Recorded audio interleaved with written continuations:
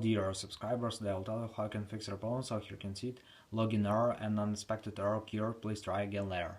Try logging in again. So how you can also fix it? So first thing, just try to close your Facebook app and just open it again, and if it doesn't help you, if you still have this error, so just go to the settings. In the settings you need to open Wi-Fi, just try to turn it off and turn on again. So after you can try to open mobile data or cellular data, just try to turn it off and turn on again. So after you can try to go to the general, in the general just scroll down, just tap on shutdown, slide the power off, wait a few seconds and just power your phone again, so just simple restart your phone. And if you still have this error, so you can also just try to open App Store, just go to search tab, in search tab just write here Facebook. And if you see here not open but update, just tap on update and wait until it will successfully install the latest updates for your Facebook application. So thanks for watching, have a nice day, subscribe to my channel, click like and bye.